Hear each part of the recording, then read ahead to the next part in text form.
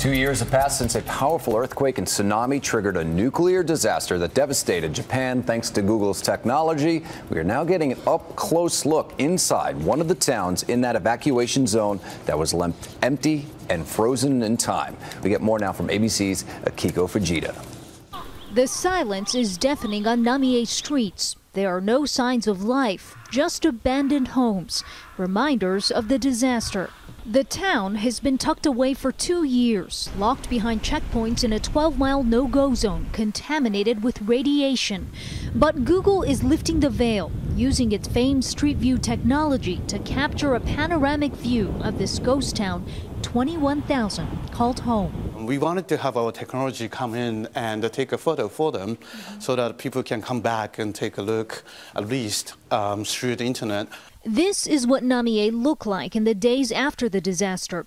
Radiation levels here have dropped 40%, but in some hotspots they're nearly 4 times the legal limit for nuclear workers in the U.S. Mayor Tamotsubaba says his residents can't move back, so he's opting for a virtual homecoming. We are refugees in our own country, he tells me. Short visits that limit exposure are safe. So we applied for a government permit to go in for just 2 hours. We drove through desolate roads, past collapsed homes, and this, an elementary school where we found a graduation sign still hanging from March 11th. It's tough to describe, isn't it? On the roof, a clear view of the Fukushima nuclear plant. 3,000 people still work there, preparing to remove fuel rods from reactors. Workers complain about the stress and low pay.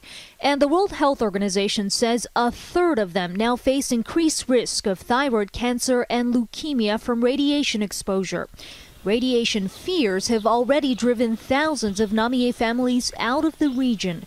Baba hopes these valuable reminders will one day lure them back. Akiko Fujita, ABC News, Namie, Japan. How strange is that? It's just there, but nobody can go. 300,000 people had to be evacuated, and they were looking at these pictures very closely. I mean, it's home for them, and they just can't go.